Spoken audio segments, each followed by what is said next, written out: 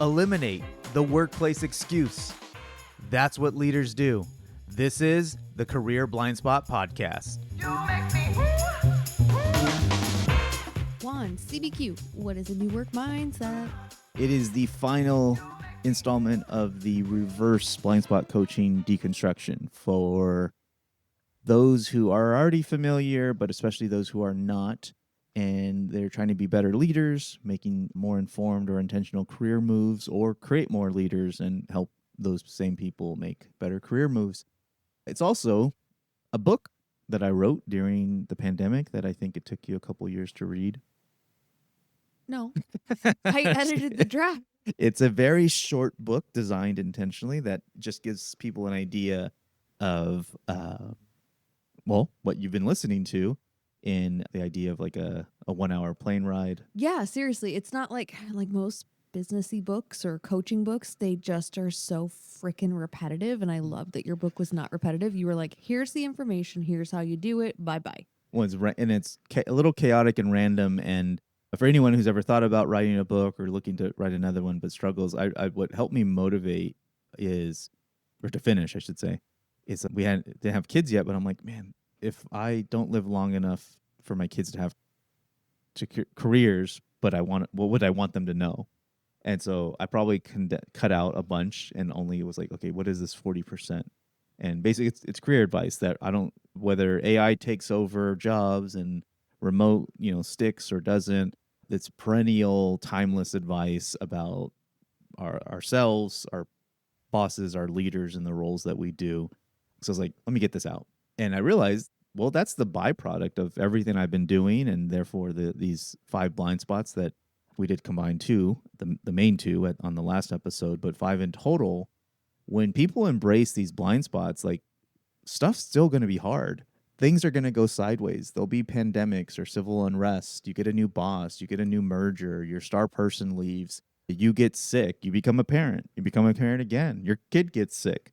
Life happens, it's knocking on your rear, opportunity comes, and a new work mindset is simply like defragging the operating system of what you think work's supposed to be. What did you originally think work was supposed to be when you went to work for your first corporate gig?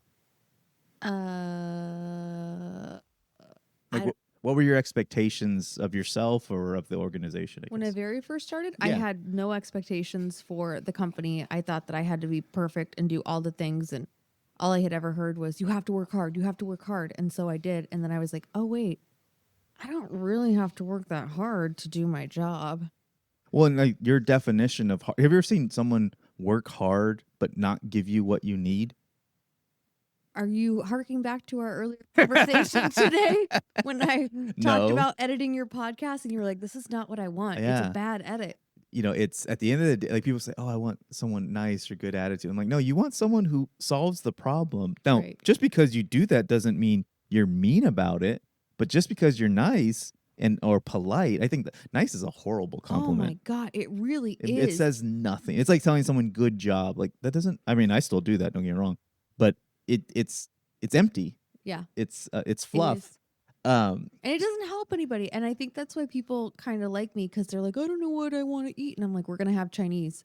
Kind of like you. Kind of like me. And so why are we talking about this? I don't know. A new work mind is the byproduct, is the other side of the pain, this discomfort. If you're listening to this, you're likely an ambitious, successful person who's done everything right. You worked hard, as Courtney thought, for herself. You have the titles, you have the 401k, but at best you're bored, or at worst you're burnt out, or maybe you're someone happy, but you're like, hey, I'm looking for my next thing. I don't think it's going to be here. I'm a strong believer that true high performers, we don't stay put for very long. Now, it doesn't mean we can't work at the same company forever, but the role is probably going to have to evolve. And things don't always evolve exactly the way that we want them to. Going back to the last episode, square peg, round roll, you can have a job that fits you. But I mean, think about the job you have now and go back 5-10 years, whether you were there or not. It's probably quite different between things like Slack, software. I remember the first day I got an iPhone, I got the second generation, and I'm like, oh, I can put my work emails on my phone. And like, I just decided to give them extra access to me. Right. And so things are going to change. And so a new work mindset is teaching people to embrace their blind spots. You're not going to always fire on all cylinders. And simple math here, on a scale of 1 to 10, 10 you feel amazing and flawless, or not flawless, confident, and just you're in the zone. You're in flow. That's what I meant to say. And 1, miserable, trash, depressed, super anxious. I don't think 10 is realistic. I think it's a goal, but kind of like the honeymoon. But I think 8 is way more sustainable. 8 out of 10. I love what I do. Things could be better, but for the most part. But I honestly think if most people who work a full-time role got to a 6 on average, we'd be in a lot better place. Yeah. When we feel less, and I think just as a percent of yourself, a new work mindset is, going back to Courtney's thing, is like, no, it's not about me. I just have to conform or even just survive the system. And to some degree, probably, depending on where you're working. But when you go to where you're valued, I don't think I've said this on any, stop me if I have, the redwood tree, the seed. You've heard this before, but I don't think we've said this on these 5. Not on these 5. If you ever see a redwood tree, and you can see them in Star Wars or movies about Northern California, you can drive your car through them. They are real, they're giant, they're huge. But if you were to plant a seed here in Phoenix, Arizona, especially on our, it's 100 degrees now, probably be 112 at the end of the day, it's not going to grow. But what if I bet you that I could make it grow? I'd bet on you. How? Making it happen. How would I make it grow? You'd research it. You'd figure it out. Yeah, but put like a literally, greenhouse, and then there you you'd go. Plant Yeah. the seed. And So the seed stays the same. It's the environment that I would change, manipulate. oh, I see what you did there. And so a good assessment, the Blindspot Foundation, is realizing, hey, I'm this type of seed, and I'm currently in this type of environment, but I'm really going to thrive somewhere else. So even if I grew that redwood, it's probably not going to hit full potential like in Northern California. But that's why people have cactus on their window sills in the East Coast, or So weird. people have fish in their apartments. Like Mhm. you can control the environment to a degree, but it's better when you go to a place that just inherently needs you to be you. That's the new work mindset. And when I made it, I was like, oh, that's pretty good. And then I'm like, it's kind of generic, self-helpy. But it's like a reset. Like you always can do that. It's my version of EQ. It's like, accept that it's this way, and here's what I can do about it. And ultimately, a new work mindset, and I'm going to ask Courtney to speak from her own experience here. I realize everyone I've ever helped who've either done the 60-day coaching or even just a one-off engagement debrief, they get a basic version of a report and get some highlights of who they are, blind spots, strengths, etc. We can do a lot in 20 minutes, but definitely a lot more in 90 minutes. There's 2 skills or 2 concepts that I realize everyone, it's the same thing, is raise your standards for yourself. That's not necessarily work harder, but realize, oh, I don't really want this thing. I want this other thing. Like, or maybe not raise your standards, clarify your expectations. Like really own, what'd you say, mid-century modern. You like vintage. You like upkeeping. You can get mad at everyone else who doesn't, but be clear that this is something that you are going to just, it's a trigger for you for the rest of your life. Right. But the other side, give yourself grace, self-compassion, rest. People, that's the harder one. People usually know, like, yeah, I want to swing big and hit home runs and get a raise and be number 1. But no, I got to work harder.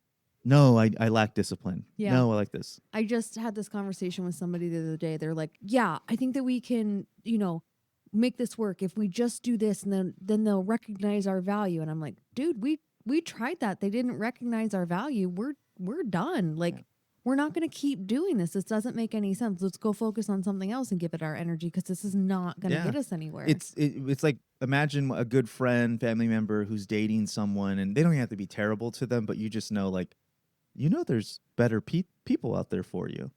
And yet that person doesn't always see it. Oh, why are you glaring at me? Because of... You married me. What are you talking about? I mean, I made the right choice in the end, obviously. Choice. What do you think it was? pressured. Destiny? Yeah. Well, what did you think I was implying? Oh, that you were making fun of me for all the terrible relationships before you No. that you've heard about. That's guilty conscience on you. Right? But I'm saying my point of that example is, it's easier to have compassion for other people, or maybe not easier. We tend to do that, like, oh, that person deserves more, etc. What about you? Why do you not give yourself the same amount of grace, compassion, etc.? And this comes full circle. I will work with anyone. You need a workshop, you need a keynote speaker, I'd love to come in and give you something fresh. But I really want to be thorough. I want to be the high performer that I'm talking about, capable, thorough, grateful. And I'm most grateful working with leaders who want to take the medicine. Not, oh, I did this 10 years ago and I want to introduce in my team. That's fine. But someone who wants to go on the journey or knows if they do this and I don't, it's only going to go so far and probably not very far. If I do this, they might not fully grasp, but a lot of them will. And it's kind of like holding your breath. In therapy, or group therapy, there's a thing where it happens where you're all like, my wife should be here, my husband, my brother, my whatever. But they're not. So you're here. And you're breaking the cycle. You're dealing with the issue. So, in telling someone you should go to therapy is a sign that you should go to therapy. Now, everyone deserves therapy or whatever it is. But few people make that investment in themselves regularly and as often as, in my words, I believe they deserve. Right. Everyone deserves to be listened to and heard. But when you got a lot of problems, you probably got to pay someone to help sort through it. So a new work mindset is you doing that for yourself to expand your own capacity to have empathy and self-compassion for others. And that's coming back full circle. I realize the leaders who aren't doing that for themselves, their empathy and compassion for their teams and people, I'm not saying they're evil and mistreating them, but I'm like, we're not really going to move the needle in the way I know we can. Right. So I'll give them what they're asking for, but my expectations are minimal at best. Yeah, let's talk about your standards. I think that's come out on the podcast, but feel free, like, how has Blindspot coaching helped you figure out what you want, aka your standards and your own grace, self-compassion?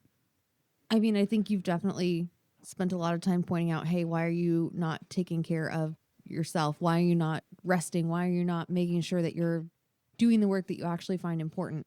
Why are you helping people with these things that you know aren't going to go anywhere and they're just kind of I a sound waste like of a your time? nag, Courtney. No, you're not a nag. You're coaching me to get out of my own way because I do. Just like everybody else, I fall into those traps of, just like I said, the person before was like, let's work harder. I knee-jerk reaction. I'm like, yeah, let's do that. Then they'll see our value. But no, I need to raise my standard. Yeah, and that's where we'll wrap on this one. And if you do want to go all in, reach out on careerblindspot.com. Definitely check out that PDF, and you can do a lot of this on your own because it is a continual practice. But in the meantime, there is an exercise we do in the actual engagement. It's good luck, bad luck. It's not my story, but it's this anecdote about really viewing, like, was that really bad because it led to this good thing, or was that really good because it led to this bad thing? And do that exercise. And you're going to realize, like, you already have a good, clear, think of like EQ, a good work mindset, or a new work mindset, a clean slate mindset. But the question is, like, when does it come on? And I'll end with this, that urgency and scarcity are great motivators. I think I've said this a couple of times on the last couple episodes. But if you're really trying to do more fulfilling and worthwhile work, I'm not trusting those odds. So if you actually want to be fulfilled, aka live up to your own values, you need to carve out the time. Otherwise, you'll always operate by other people's. And that's not wrong, but in terms of your own goals, the line between altruism and selfishness, there's a lot more gray. And I think people, like, investing in yourselves, or like, think about like moms who sacrifice for their kids, or any parent. It's like, yeah, it's a lot. It's hard, but I want to be a happy parent. And I think Courtney does too. And so that's a different muscle to use. So best of luck. I hope everyone got something out of this. Please share it with college students or someone who's 40, 50 something, transitioning, doesn't know where to start. That can be hard too, because you have all this skill, this experience, and like, oh my gosh, what am I supposed to do? You don't throw it out the window, but you got to repurpose it. You're upgrading your operating system to the version of you that you know is inside, and the people who love you know it as well. Thank you for being the guinea pig, Courtney. Oh, yeah. And we'll see you for the next one. Bye. I make this show for leaders, those who don't point fingers, but point towards ways they can do better at work. My ask for listening is you share the show on social and/or with other leaders, established or aspiring. Until then, no talent,